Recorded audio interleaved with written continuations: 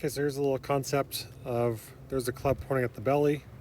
You can see there's a little bit of a wedge created between the grip and the forearm. I'm just going to move a little bit forwards, and as I start to turn back slowly, right there, you can see how the weight wanted to kind of just barely keep going to my left as I started to turn to the right. So that wedge right there is a lot smaller. Now as it starts to get kind of towards the back, and I start to unwind the rib cage this direction, the club gently wanted to keep going that direction, or it's still back. So when I start to turn the body to the finish, you can see that that created a bigger wedge from the forearm to the grip because the weight of the club head's trailing the motion. And then somewhere up here, the body starts slowing down and the club head picks up and it catches back up. So if I turn this direction, you can see as there's the backswing, there's as I start to turn directions, you can see the butt of the club, kind of how that's operating.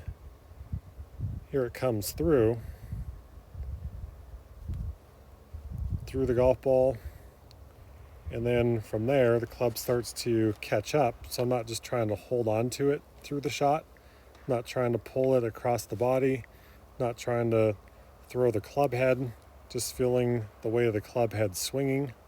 If I go back to the face-on view coming through, you can see how if I zoom in here, the club's kind of benched in that right knuckle.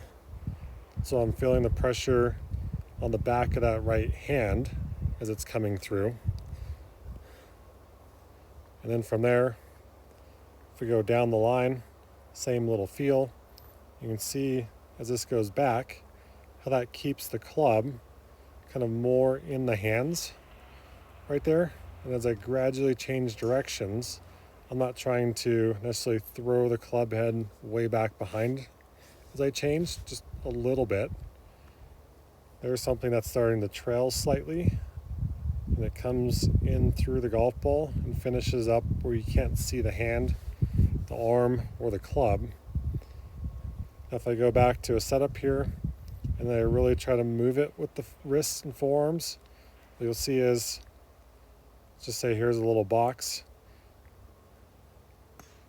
You can see how quickly the back of the right wrist is bending or extending, and how quickly the club head wants to go behind. And if that gets too far back, now am I trying to use the wrist to get the club head back out to the golf ball, and it starts to try to line up too quickly. Just on this little feel of the backswing, it might feel like the grip end is going a little bit more back and the club head's kind of trying to catch up, and then it swaps over in the transition.